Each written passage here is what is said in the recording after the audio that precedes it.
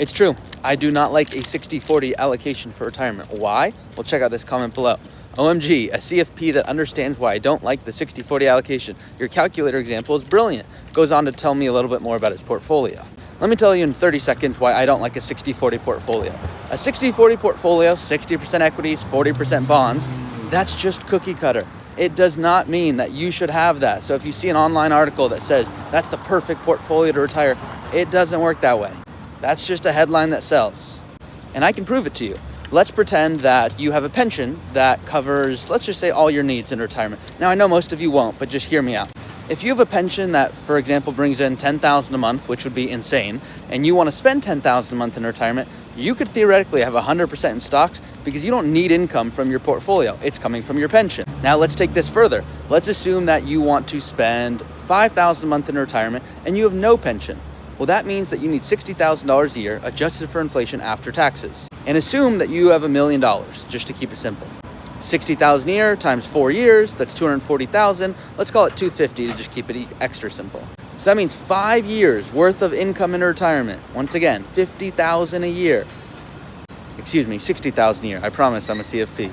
Times 4 years is 240,000. I like to have 5 years worth of expenses, so let's go out to 300,000.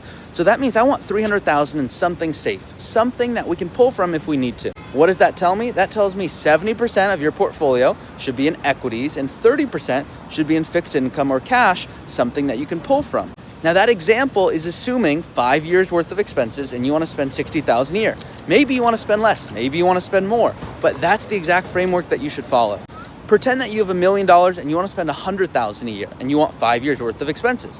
That would mean a 60-40 doesn't make sense, but a 50-50 might make sense. Because if you want 100,000 times 5 years, that's 500,000, and that would be half of your portfolio. Now here's where it gets fun, in my opinion. What about Social Security?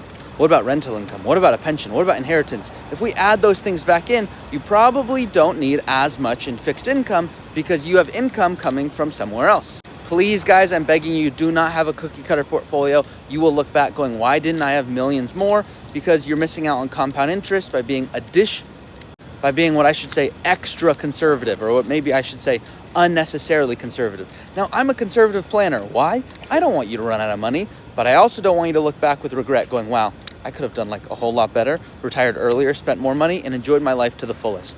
We like to say the sign of a good financial plan is a life well lived. So subscribe for more tips to retire early with confidence.